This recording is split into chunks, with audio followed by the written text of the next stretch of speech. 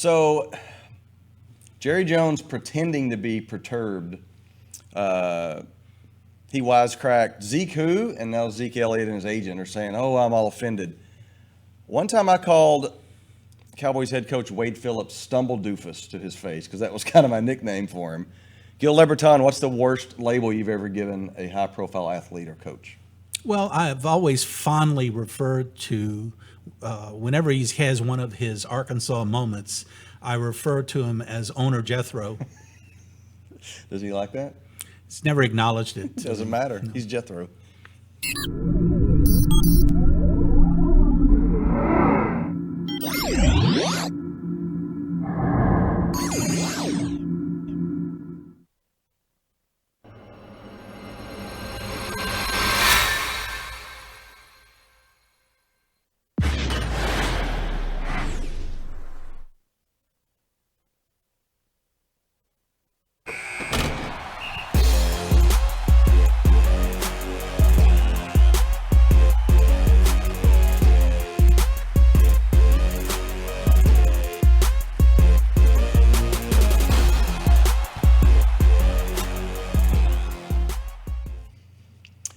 PressBox DFW Live. Welcome to, it looks like we're back in venerable old Texas Stadium. How's it looking today, Gil? What do you think, Texas Stadium? Today? It's had better days, hasn't it? It's the epicenter of many earthquakes that it is. It's been raised and all our memories are gone, except here on PressBox DFW Live. I'm Richie Witt alongside Gil Leberton, and you're not John Henry. We're going to get to you in a minute, my man. It's season 2. It's episode 11. And in studio today, a very special guest. He goes by the name of Anthony Montoya. Sometimes we call him Paco.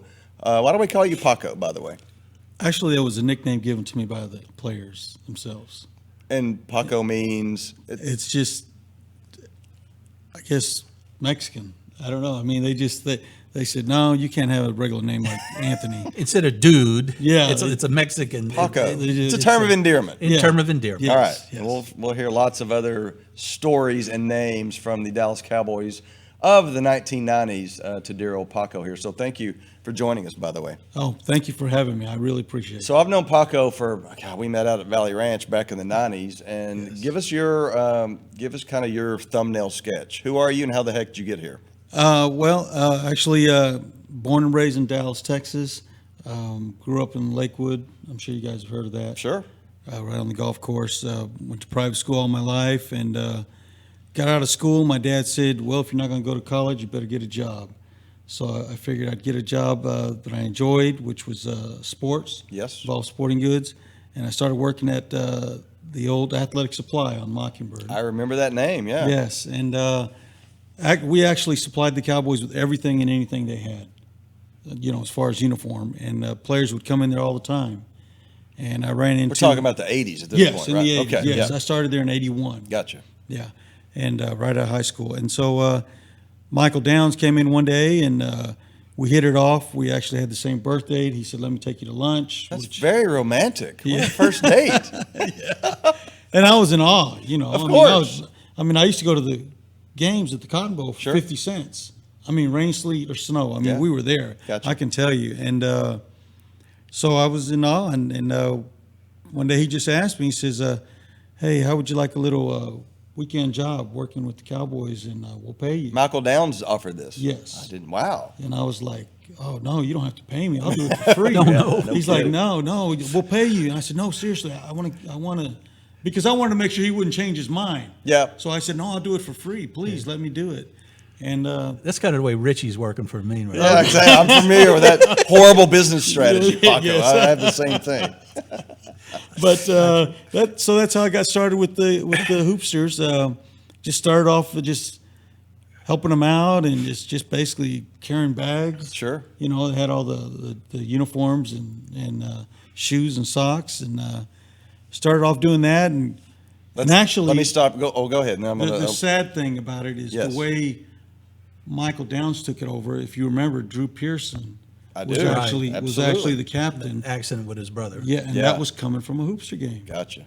Oh, it was. So let's talk about the Hoopsters, because when I was a kid, Duncanville High School, there was nothing bigger than in the summer when the Dallas Hoopsters would come and play at Duncanville High School gym. It sold out. Yes. I don't know, my tickets were nothing, but as a kid, it was a chance to see Robert Newhouse and Tony Dorsett and Drew Pearson Ed Jones. and Too Tall Jones, all the heroes that we saw on Sundays Yes. on the basketball court playing basketball. And Drew Pearson was an amazing player. He could dunk.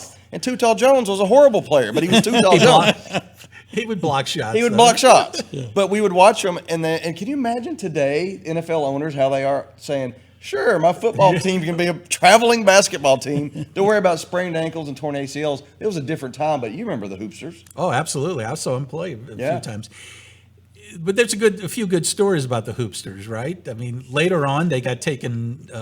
The players changed, and you ended up with people like even Emmett Yes. was. I didn't one remember of the Emmett was a Hoopsters. Hoopster. So Well, we Emmett had was two involved. teams. you had an A team and a B team? No, we did have an A team and a B team. And you got to remember, Eugene Lockhart. I started with the Hoopsters when it was 10 players and myself for $1,200. When we started winning Super Bowls. Wait, what's the $1,200? $1,200 was the fee we'd come out and help you.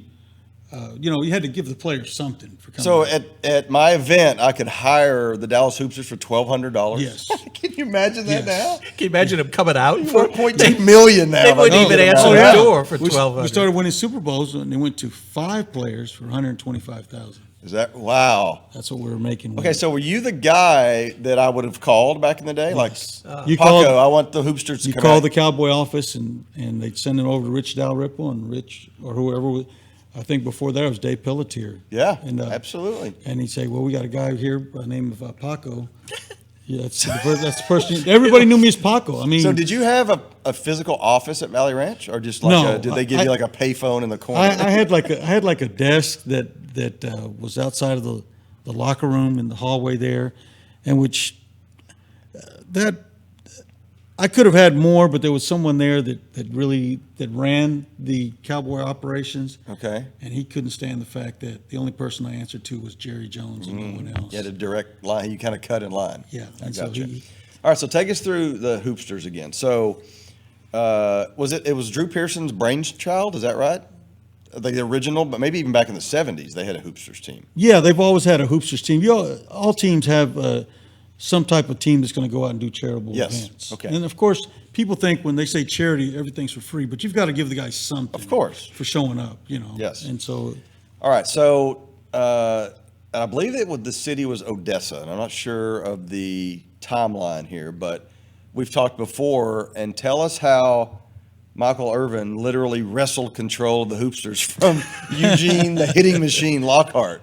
yeah, Lockhart was definitely he was a specimen, boy, I tell you. But I wouldn't want to fight him. He's crazy. no, Lockhart has been a bully all his life. Yes. and and when he came to the team, he continued to do that, and he was always, me being the young guy and Sure. non-athlete, I'm just the guy that basically helps out, and he was just always giving me a hard time. And I remember Michael Irvin when he first signed on in 1988. Lockhart invited him to play on a game, and so we're traveling. I think we were on tour with the Saints. That's where we took Michael Irvin with us. Okay. He was a rookie. What do you mean And with the Saints? They the had a team Saints, They had a too? team. Saints had a What team, was and their we had a team team. called? Oh, I don't know. The Bishops? Never saw him. Never saw him. You didn't see them? No, this would have been the 80s. Early 88 is when Michael Irvin came Yeah, on. okay. So we're going out of town, and Michael Irvin seeing the way Lockhart's treating me, and of course everybody took it as a joke, but Michael Irvin one day just said, "Hey Lockhart, why don't you chill out with that, man? The dude, he's trying to be a grown man." You didn't even just know like you." Michael at this point? No, Okay. no, I didn't even know him. Gotcha. And Lockhart was like, "Man, shut up! You're a rookie. You don't tell me what to do. This is my team. Blah blah blah." And so Michael told me, he says, "Why do you take it from him?" And I said, "I love working for the Cowboys. It's good, easy money. I mean, back then, shoot, I was making more than what people were making in a week. Yeah. And so and Did hang you, out. now, with did the- you? Was that your job, or was you still athletic supply? I still had athletic supply. Athletic supply was nice enough to let me anytime you need off, go ahead. Gotcha. Travel with them. I want to get back to pick up right there when Mike's talking to you. But what was how did you? Did Michael Downs introduce you? Because he was before Jerry Jones. How did that? Right. How did the Jerry Jones connection, like I'm going to go straight to you, Jerry, how did that come about? Michael Irvin is the one that, Oh, okay. see, because Michael Downs was only there with Jerry 1 year. Yes. And then I think Jimmy cut him and he went to the Cardinals. Okay. With Stallings. So let's Stallings. pick up where you and Michael kind of bonded. Yeah, over so this. Michael just asked me, why would you take it, blah, blah, blah. And then, so Mike started to do a few more games. And heck, the next thing you know, we're in a hotel room and you know, Michael just basically told Gene, you know what?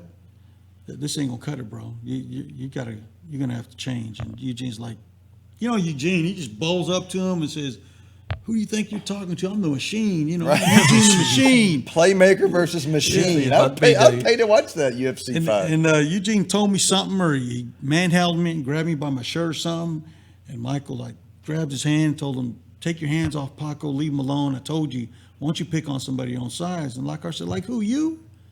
Man, I'll beat your black ass. I don't know if I can say You that. can say anything. This He is said, podcast I'll beat film. your little black ass down too. And Mike says, I'm from the projects, Lockhart. You don't want to F with me. You really don't. Got 17 brothers and sisters. Yeah. Been fighting my whole life. And Lockhart pushed Michael Irvin, and it was over after that. I mean, I guess the black came out of Mike, the ghetto, Yeah. and man, he went to town on Lockhart, and before you knew it, I'm there watching it. I'm the You only saw one. it. You saw it with your own eyes. Oh yeah, In a bar, literally like a hotel barroom brawl. Michael Irvin kicked Lockhart's ass. yeah, a lot of furniture. The beds were broken. The man. mirror was broken. I mean, they busted the dresser. They broke it in half. This I was mean, out they of were town real- somewhere? Yes, It was in out of Odessa, town. right? Yeah, I think it was Oh, Odessa. okay. The With the hoops Saints there. there. Okay. And Real next floor fight. down. Real fight. And after that, they didn't talk. And after that, Lockhart didn't travel anymore. Michael Irvin took over the Hoopsters. So after that fight, it was Michael Irvin's Yeah, team. and man, Michael Irvin said, from now on, you work for me. Wow. You don't have to answer anyone. You don't have to take that from anyone. That's a pretty Not good bond. surprised. Yeah. Michael, who grew up, like you said, with fighting over the cereal box. Yes. Yes. Yes. He's used to scrapping for what he wants. Yes. So clearly you formed a bond. I mean, Michael reached out to you and sort of protected you. Yes. Even though you had to know each other, but he was just kind of what's right is right and what's wrong is wrong. Correct. But at that point, you had sort of an allegiance to Michael Irvin. Yes. And that grew and for years and years and years. Tell us about how you went from that hotel room to kind of being his right-hand man, kind of his personal assistant for a while. I mean, and after the Hoopsters, he'd say, hey, I need you to do me a favor. You drive me around a little bit. And I was like, okay. And, I'd drive him around. Back then, he had his M3 that the University of Miami had given him. Still had it, yeah. Yeah, I still had it. And so here I am driving a M3 and hanging out with Michael Irvin. And I think the statute of limitations is, I think is you're over. fine. It's, in case the NCAA is watching. But I was in hog heaven. No kidding, And, yeah. and then one day he says, Pac, I really like your allegiance. I like the way you Sure. stand by me, and you're always there when I need you. He says, I'd like for you to become my personal assistant. So you were driving him around after dark. Yeah, after dark or from practice or what. Even from practice Yeah, and he'd everything. call me up, says, hey, come pick me up. Now, why did he? Was it a status thing to be driven around by you, or was he didn't want to drive? Or was He didn't want to drive. Okay. He wanted to rest, or he wanted to go eat, and he didn't want to deal with. Michael Irvin was the number one pick for the Cowboys. Sure. So he wanted to go through all that. Hey, let's go get something to eat. Run in there, get it for us, or, Gotcha. or bring Okay. it back to me, or whatever. So So when was the first time you ran an errand where you're like, what? We're going to do what with who? Was that the first day on the job, or did it take a while? no, not till later on.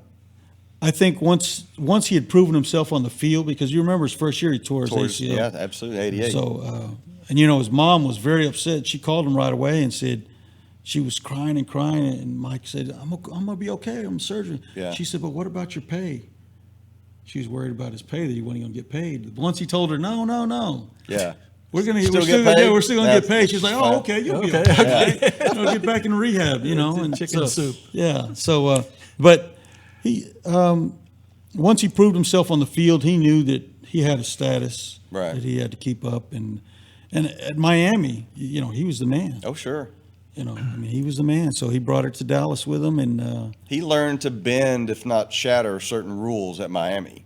Yes. And when he came here, I mean, I'll just ask you, how long before you met his wife, Sandy? I met his wife right away. Sandy was an ex-cheerleader for the Miami Dolphins. Yes. A very beautiful woman. Absolutely. I always said she was the prettiest wife I'd ever met. And it's nothing against anyone else's wife, but she was very beautiful. Everybody Very else's second, beautiful. yeah. But I met her right away, and I used to, sometimes Mike would say, hey, I need you to go pick up Sandy and do this, do Sure. that, take care of her. I'll be gone, if she needs anything. And I did it. Right. No questions asked. I was always there for him. He also, however, would say, hey, Paco, can you go pick up that blonde with big boobs? Yeah. Who's not named Sandy? Yeah. I mean, how did you... you were raised the right way. Yeah. You knew that this is not the way I would do it, but did you ask him, is this okay with her, or did you just do what you just No, stick to the task? I did what I was told to do. Gotcha. I mean, I caught on pretty quick, Yeah, I'm because sure. you got to remember, I was there in the '80s when Tutal had his parties, Oh, yeah. and Tutal's parties. What happened? I mean, anything before 7, you could bring anyone you wanted before 7. Your grandmother, your kids, whatever. Didn't matter. Grandmother. Before 7 p.m. But This is the barbecues, the famous barbecues? Yes, Or- every year that Ed would have. And he still lives in the same house right off of Marshall Lane 635. Careful. But Don't give the address. No, Grandmas are but- showing up right now. he, once 7 o'clock hit, I mean, Ed would go and tell you, hey, thanks for coming, but you and your kids got to go. Is that right? Yeah, because after 7 o'clock, when sun dark, I mean, oh man, it was unbelievable. So I knew what was going on. Right. And so Now, how did you get to go to those parties? Through Michael Downs? yes. Okay. And you had the trust of Tutal and Oh yeah, the whole all the team. guys, the whole team. I mean, Dort TD, I mean, all those guys. I mean, they just couldn't believe how do you know Pac, right? Right. I mean, I'll go way back. This guy's everywhere. He knows everybody. 85, I started with him. Anthony Montoya joining us here. He's Paco, and he knows where all the bodies are buried and the stories lie from the 1990s Cowboys. This is fascinating stuff. I was a beat writer at the time for the Star-Telegram. I knew 1/10 of this, and I thought I was in the know until I met Paco. I was like, this happened basically on my watch. And you were out there all the time in the 90s covering the Cowboys, and you heard stuff, but he was part of the stuff. Right. I mean, this whole thing's fascinating. I'm curious to know what the, without naming names, perhaps, what's the craziest thing you saw at one of the barbecues? Be careful. At one of Ed's barbecues? Right. Yeah. Wow, Ed had this.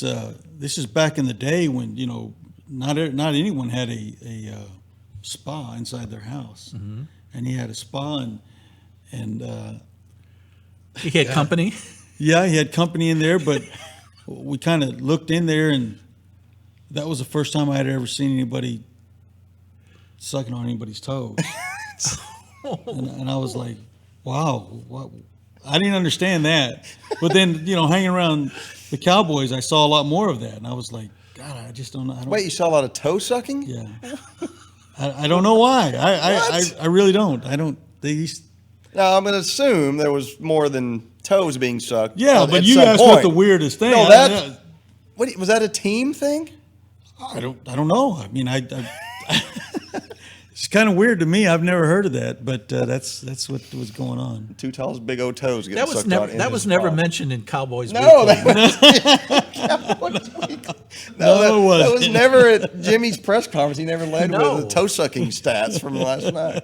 All right, so let's talk about Michael, because obviously he's an open book by now. Yes. We know about the drugs, and he wore the fur coat to the trial and the hotel room. You knew all that, and you were integrated in all that. Yes. But I've heard you talk about, we've talked about off the air, that you saw Michael be able to, with all that stuff going around, separate his wild, crazy life from football, and how that never affected football. You can sit here today and say everything he did off the field didn't affect him as a football player.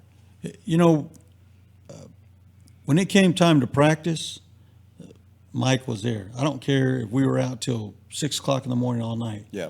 Come 7 o'clock training camp, we were there. I mean, he always made sure that, Paco, I don't care what you do. I don't care where you go. I don't care if you watch. You make sure that I'm up at 6 o'clock and we're back at training camp by at least 6:30. That's a heavy responsibility. Yeah. Oh yeah. I mean, I'm sure you're paid handsomely for that. Oh, That's yes. heavy. So did you ever have to break up toe sucking or more at Oh, 6 yeah, o'clock yeah, and go, you told me to get you up? Yeah. Oh yeah. I mean, I was like, Mike, we got to go. And he's like, just one more time. No, we got to go, bro. Seriously. You know. So you did your job. Oh, I dutifully. did my job. Yeah. And sometimes he'd get upset, you know, Sure. but he's like, Paco, you did your job. Don't worry about it. Yeah. I might have gotten mad, but you did your job, and that's all that counts. His addiction, I've heard you say, was not drugs. It was women. Yes. That was his addiction. Yes. And did he fight that, or was he allowed to indulge in that, kind of guilt free, if you know what I mean? When you say fight that, Did he say, Paco, I'm addicted to women, keep me away from them? Oh, no. I need to fight this? Or did No. he say, Paco, I'm addicted to women, bring me 7 more rounds? no, Mike. The only thing he'd say is just find me the finest girl you can find. You can see in here. Really? That's what I'm gonna get. He trusted your judgment? Oh yeah, yeah. Should I trust your judgment on that too? It looks like you think you know what you're talking Oh, about. of course, of course. I mean, So you know, did he have a type, or did you just kind of know after a couple of times that's a girl that Mike would like? the one thing I can say about Mike, he did not go after black women. He didn't. No, he would not be with a black woman at all. Interesting. No black women at all. The only black woman he's with is Sandy. Sandy. Yeah. And his wife is so nice. Maybe that's why. Yeah. I mean, he couldn't do that. So tell us real quick, and then we're going to get into some White House stuff. Basically, maybe there was numerous times. The one time we've talked about is the time that you basically kept them together, and it was the airport and the side of the road. Whenever Mike was trying to leave her, and you earned his respect even more. Yeah, we'd come from out of town, and we used to always check on each other and see if, hey, do you have a ride? Yeah, I'm good. And this one time he was like, I keep calling my wife. She's not answering. And I'm like, what do you want me to do? And he's like, just hang out, and see if she shows up. I mean, she should. This is the first and only time he had ever let his wife drive his convertible Mercedes-Benz. I remember the black one. Yes. Yeah. And he would never let anyone drive that car. Right. Maybe me and his little brother, Derek. Yeah. Mm-hmm. That's it. But anyway, so we're sitting there waiting, and she shows up. She comes down the little road there at the airport, and beautiful woman. I mean, top down. And Miss Hollywood. Sure. Man, she's a beautiful woman, and she's smiling. She gets out and she says, "Oh, hi, Michael, and how you doing, honey?" And man, he jumped on her and just cursed her out and had her. She started crying, and she went over on the curb, and then she tried to get in the car, and he said, "Don't you get in my car. You walk. You find a way home." And then, so of course, all the people were in the airport, like looking around, like, what's going on? There's this guy just screaming at her. And then, of course, people started to find out recognizing him. Yeah, it's Sure. Michael Irvin. Absolutely. And so I said, "Come on, Sandy, get in my car." And he said, "Paco, don't you touch my wife. You leave her there. Don't you touch her." And now you're conflicted because you respect Sandy, but he's end of the day, he's your boss. Yes. He's giving you a direct order. Yes, he is. What did you do? He is. I just told him, "Come on, Mike, you can't do that, man. Come on, man." And he said, "I told you don't touch her." And I said, "Mike, I can't leave her here, man. I can't." He says, "Don't you let me see her." I said, "Mike, well then just leave.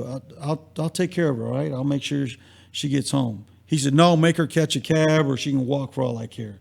I don't want to see any of that." And he drove off, and I put Sandy in the car, and I felt so bad for her. I mean, I hurt for her too. She, Of course. she was just so happy to see him. Right. She really was. And I start driving home, and next thing I know, Mike calls me, and he says, "Where are you?" I said, "Well, I'm taking Sandy home." "What did I tell you?" He's still mad at me. And I'm like, "Mike, I'm not going to leave her there, Mike. I'm not going to leave her there." And he said, "Pull your ass over. Where are you at?" And I told him where I was, and he pulled over, and sure enough, he comes by, and he gets out, and he opens my door, or her door, and says, "Get your ass out and get in the car." And he was just pissed off, and he slammed the door, and it left, and then She went with him. she went with him. Okay. And I didn't know if he was going to fire me or what. Right. Because I went against what he was Absolutely. telling me to do. But I don't know about safe, but she was on the side of the road. Yeah, you're right. She wasn't. So he took her, and then I don't know. A few days later, I'm sitting in the steam room over Valley Ranch, and he comes, sits down, and I'm thinking he's still mad because he really hadn't He's said gonna be anything. or fired, or Yeah. something's going down here. And we're just sitting there, and he just looked over at me, and he says, "You know, Paco," he says, "I got to tell you, man, that really hurt me. The way you kind of brought me to my knees. You told me what I'd done was wrong, and I never had anyone, really tell me anything like that." And he says, "But you were right. I shouldn't have done that to my wife. She's my wife. She's beautiful, and she loves me, and I shouldn't have done that. And I just wanted to really say I appreciate what you did. Thank you." And that was the only moment that we ever had a conversation like that. Yeah, gotcha. Everything else was fun. Amazing. All right, talking with Paco Anthony Montoya here on PressBox DFW Live. Let's get speaking of fun. Let's get to the White House, which was actually a brown house, and this was, I mean, Gil, you've heard of in Las Vegas they have the Bunny Ranch, and Dennis Hoff is the proprietor of that. This was the Bunny Ranch of Dallas-Fort Worth, and Paco, you're basically the Dennis Hoff of the White House. You were pretty much in charge of running that house, weren't you? Well, yeah. I mean, as long as I kept it stocked, it had to be stocked with beer, wine, batteries, toys. You're in charge of toy gathering, toy assumption, Yeah, boxes of Who owned the condoms. White boxes of condom. Yeah. Whose name was the White House in? Alvin Harper's. Why? I was going to ask you, why Alvin Harper, the receiver? Why was it in his name? Was that a? I guess he's probably the only guy that would say, "Yeah, I'll I was do about it," to you say know? he could be manipulated Yeah. pretty easily. What- by what- Alvin. was willing to give a paper trail. Yeah, he had no idea. But it was just they put a kitty together. Everybody. That Whose wanted to be idea involved. was the White House? Who said we need a place? Nate Newton, Nate's idea. Nathaniel? And I've heard Nate say, Nathaniel.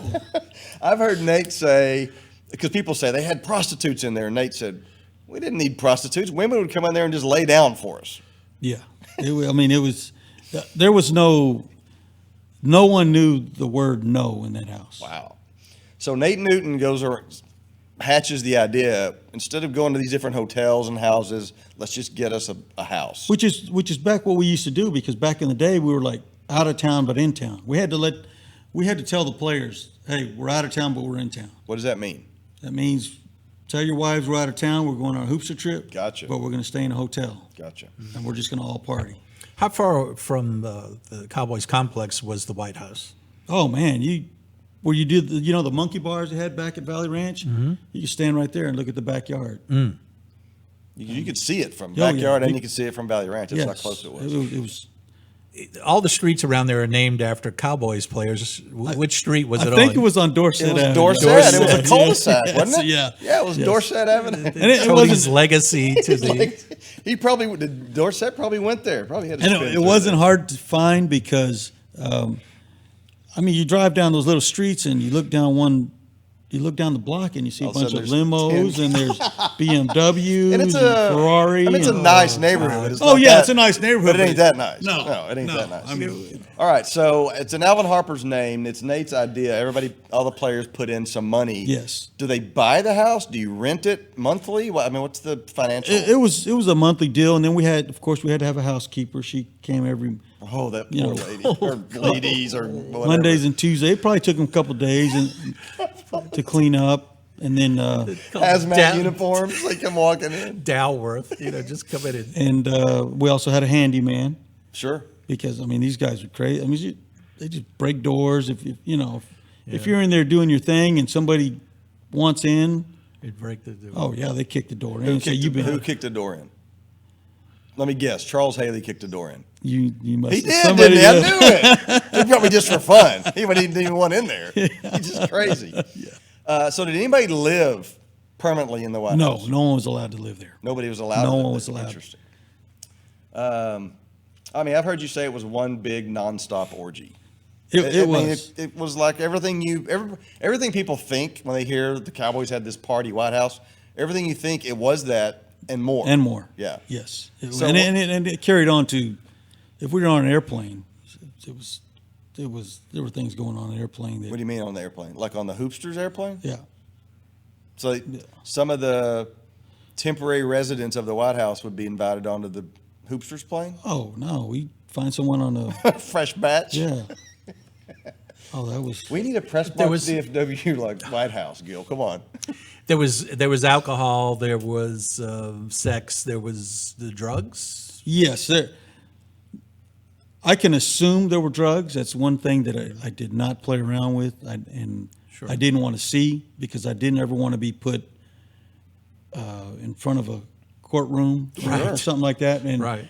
if they were to ask me, did you ever see anyone do drugs? No, I didn't. Now, when I turned my back, were they doing it? I mean, I'm sure I can assume, but that's Right. on pure assumption, And But now we know No, Michael Michael. Irvin's, yeah, we know, same thing. We know Michael Irvin's history.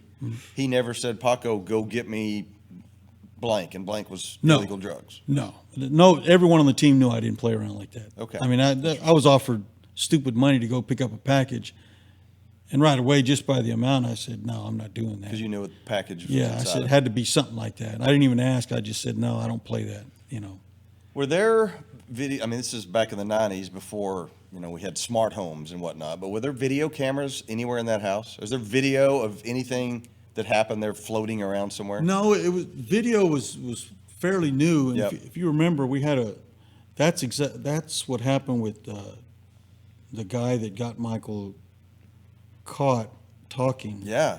Dennis Oh, the Pandini video and, and and the- Marty Griffin, yeah. Yes, In the yes. dashboard, whatever it was. Yeah. Yes, and so, there wasn't really much video at all. So did the cops ever show up? Obviously, the cops knew what was going on there. Never had a problem. But they drove by and saw, just like anybody else, there's 7 limos and 40 women going to this house. Yeah, and limos, you didn't have to worry about limos either. The limo drivers would show up and say, hey, I'm driving you for free wherever you want to go tonight. Just take care of me. And, Right. what does he mean by take care of him? Just Sure. basically just find him a woman, let them go do their thing, and then he's driving you all night. So no police, to your knowledge, ever even knocked on the door and wondered? No, but we never had a problem. Homeowners Association. And No. yeah, I like to see the language of the HOA. Yeah. Do you allow? Okay, how did it sounds too good to be true. How did it fall apart? Because originally it was supposed to be just for the players that had pitched in and their guest. And it turned into, well, I got my brothers going to college. He's a second string receiver, but he wants to bring the starting quarterback because he knows if he brings the starting quarterback in, that now they're buddies on the college team. Yep. Now he gets a little bit more playing time because both of them are going to go up there and get taken care of. Right. And we all know what I mean by being taken care of. course. I mean, the women, no one said, no, I'm not doing that, or I'm not doing him, or you want me to do what? No. It was like, let's just get a room, whatever room. Go And the upstairs. women knew what they Oh, were there yeah. for. Women, the women I would pick up on Friday nights in Yeah. a limousine. Where'd you pick them up? Well, the gentleman's club. Yeah. Michael. One or several? There were 2 or 3 spots that me and Michael would hit after practice, like on Fridays. Yeah. Or after workout, and he'd pick them out, and You went scouting. Yeah. For talent. and he'd have me And then pay you the, went back and drafted them. yeah, just basically the manager would just ask him how much, and we paid him, and he knew all he had to do was replace them, with other women. Oh, And sure. we tell him we're going to have these 10 women for the next 3 days, and he'd be, okay, you give him $2,000-$3,000, and he's happy. Think about all the effort and energy and time that went into this, and they still won 3 Super Bowls in 4 years. Oh yeah. That's the crazy thing. How did we finally learn, the general public finally learn Yeah, about that's what I this? want Well, to the once you started bringing in people that we didn't even Friends know, of friends of friends of yeah, friends, yeah.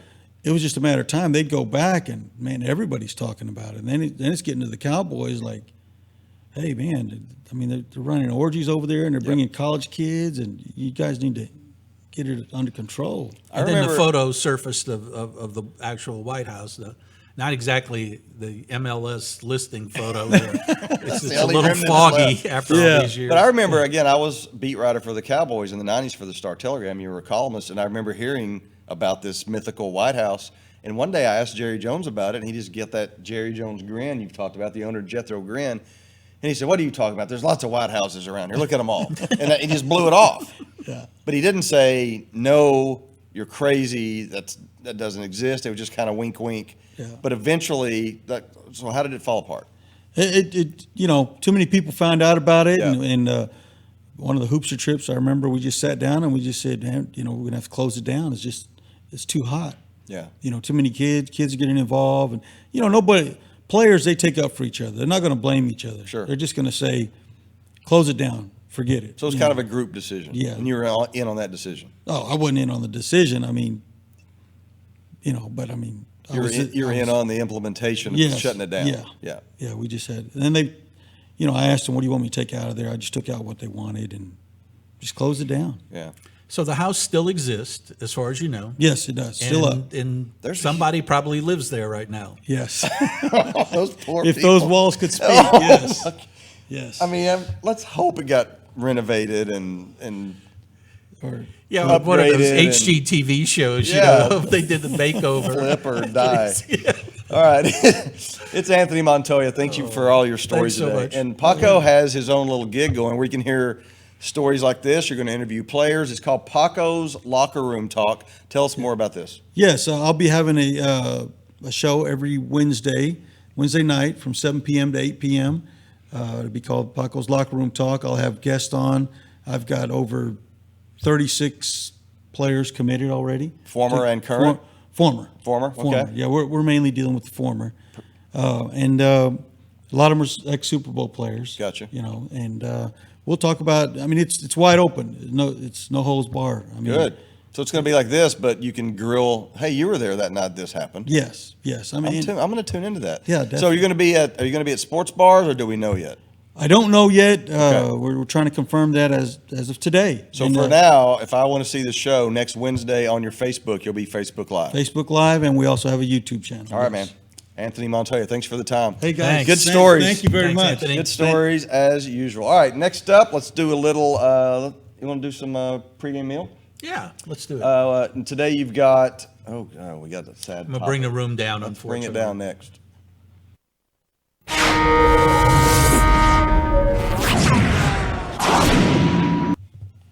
Today's pregame meal, kind of a downer, bringing the room down after talking to Paco. But the whole state, all of Orange Blood Nation, I know, was saddened by the news that running back Cedric Benson tragically was killed in a motorcycle accident the other night, and certainly our sympathy, our prayers, our thoughts go out to not just Cedric's family, but to all Texas people everywhere, everybody who was touched by his life. I didn't know Cedric a lot. I didn't cover Texas on a weekly basis. We had a nice thing on our website. Jimmy Birch wrote it. Of Awesome course- story. Yeah, Jimmy. I learned stuff in that story. I thought I knew Cedric Benson pretty well. I learned a bunch of stuff from his story. Just Yeah, amazing. Jimmy was perfect person Yeah. to write that, and he knew Cedric, and it's really well done. I invite everybody to please read it. But it got me to thinking. It's funny how when there's a great loss in the sports world, a sudden tragic loss, it's funny how it tends to go along generational lines, right? Absolutely. The younger generation, of course, was very touched by recent deaths. Guys that are their contemporaries. When I was growing up, I remember the death that affected me a lot was a classmate, a guy that I had worked with at LSU. He was a sophomore and junior at the time, named Mike Miley, and he was Superman. He was like the all-around kid. He was drafted by the Angels, #1, and at the same time, he was destined to be the starting quarterback for LSU. Wow. And he left LSU, even though he was going to be the starting quarterback. He left LSU, and he was up with Frank Robinson was the manager at the time. They called him up to the big club, and I think he played 2 years. He was still having trouble hitting the curveball. And then he came home one winter and was driving on Highland Road, the road that runs right into the LSU campus. It's a pretty curvy, hilly road, and was killed in a one-car accident. And it just shook the entire community. And I remember his death resonated with me for a long time. We all have personal deaths that affect us in different ways. And it's weird how like a death like Cedric Benson will make you think of the other ones. You just can't help it. Right, Like, exactly. this makes me Exactly. think of the time blank. I had a couple when I was a kid. Roberto Clemente was my guy. Oh, yeah. As a kid. Yeah, My dad New gave me a red baseball Year's glove Eve. with Roberto Clemente in the pocket, and that was like the best gift I've ever gotten. And and just the way Roberto Clemente was on an airplane delivering supplies to earthquake victims in Nicaragua when his plane crashed. I was like, what a great player and a great guy. It just crushed And all of a sudden me. he's gone. Yeah, just gone. And personally, I had something a year ago. My hero growing up, and went to the same high school. Rusty Staub passed away right before his birthday a year ago. And locally, the writing community was touched by the loss of Dan Jenkins. Yeah. And it's funny, the guys my age, a little bit older, 40s and 50s, really identified with Dan. And then the guys that are a little bit younger remember tragically the death of a colleague, Richard Durrett, who was a little younger. And of course, look, Richard was I did radio with him for a couple 38, times. Yeah. and suddenly, dies on the side of a sidewalk in June of 2014. Yep. And then now today, here the Angels are in town, and they're still hurting from the sudden loss of their young pitcher Tyler Skaggs. This is when death becomes real personal, and like you said, Richard, it's funny, when something happens like this, when somebody dies, it automatically seems to trigger those feelings you had when people that you really cared about in the sports world are suddenly gone. So one that affected me, and we were talking to Paco about the wild and crazy 80s, especially in Dallas. In 1986, I was just about to graduate college. And my friends, we were going to a place called the Stark Club, which was this crazy bar down in Dallas where, oh, look, you can try these drugs and you can do this, and there's a co-ed bathroom. It was just a crazy place. And Len Bias, if you don't remember, was an All-American basketball player at Maryland, second overall pick, I believe, by the Celtics in the 86 draft, and he died of a cocaine overdose. And I was like, I've never tried cocaine, but now I'm never trying cocaine because that freaked me out. Yeah. So that's just kind of things that will touch you, and that made a positive impact on my life, but it was a very negative story. But it is weird how those events will just such emotions in people you never met before. Sure. We feel like we know them. Well, our hearts go out to everybody that was affected by Cedric Benson's absolutely. Tragic death. Cedric Benson, more 1,000-yard seasons at Texas than Earl Campbell and Ricky Williams. Yeah. I've forgotten how good that guy was, and yes, he will be missed. All right, next up, cold beer in your seat or hooch in your car. John Henry's going to decide that for us next.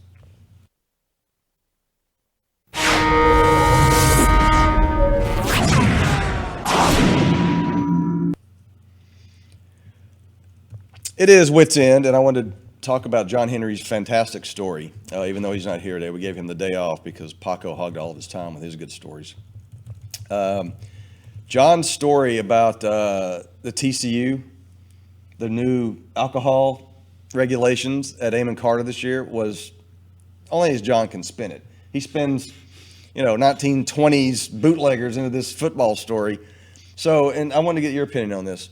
So this year at TCU, good news, they're selling alcohol at the games. Yay! Bad news is no more in and outs. And you think that's not a big deal. If you're a college kid, in and out is where it's at because you go at halftime or any time during the game, go out to the car, you got a flask, you got a beer. I mean, some people only have a keg. You get loaded, you go back in the game, no big deal. So now there's no in and outs, but they'll sell you a $10 beer. What's the community? What's the TCU community? What's their reaction to this? Well, as John pointed out in his story, it's mixed. It's probably 50-50. Yeah. There's a certain percentage of people that were worried about the problem of people leaving at halftime. Sure. They go particularly to students. They go out to the parking lot, they don't come back in. Have a couple of hits, a couple of hooches, and all of a sudden they're like, Right. oh, let's not go back to the game. Right. Yeah. We've been to games in lots of different places, college games, and I don't know if this is a problem that might be a little bit unique to TCU in that the parking lots are so close Yes. to the actual stadium, and and of course, at least half of TCU's games are usually played when it's hot. Yes. And that whole east side of the stadium is exposed to the sun, and it's very inviting for people to go back there and seek some sort of respite during halftime. Yep. And so they don't come back in. At places, well, like where I grew up at LSU, Yeah, what's which has their a policy? famous tailgating absolutely. scene.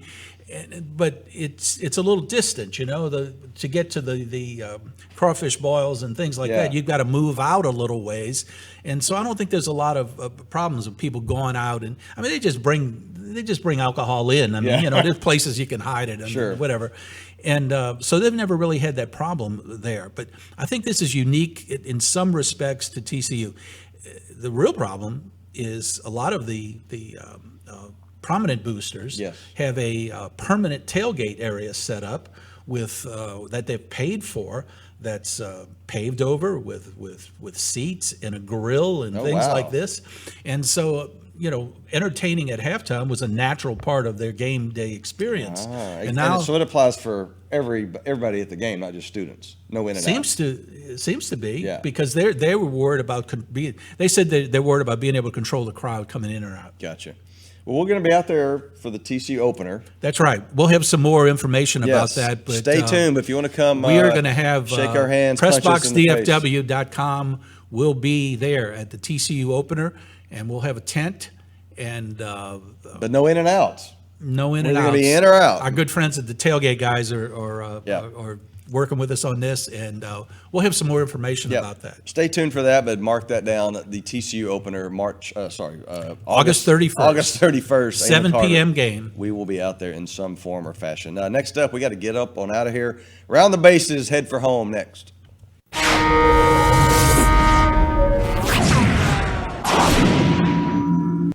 I wanted to get into this real quick as we do the walk-off. And Ziggy, throw this, my story up there. This is my Cowboys 60 greatest moments story. This is the 60th year. And that number 17 would be? That's your head coach. That's better days. What'd you call him? It's all The downhill ginger, from there. the ginger genius. The ginger genius. This is the 60th year of Cowboys football all of a sudden. So I thought, let me go through and find 60 good moments, because it's been a while since the Cowboys have been good. It was 24 years since they won a Super Bowl. So we decided, Gil and I, that let's do this as a series. So on the website, PressBoxDFW.com, 10 or so a day. A dozen a day. A dozen a day. We're releasing the 60 best moments in Cowboys history. So part 2 was today. We'll get into it more next week when we have the final all 60. But it was really fun to put together. Fun to read. Yeah. Fun to read. Hopefully fun to read. A lot of memories. Some you won't remember. Some you'll be like, why is that so low, that idiot? But it was really fun. It will remind you, there's a whole generation of 20-somethings in DFW. They're like, you mean the Cowboys used to be good? I'm like, yeah, they used to be really, really good. The team of the 90s. And there's 60 really good memories at that story. Ziggy, jump on here with us. Anything cracking at the Facebook today? Anybody yelling at us?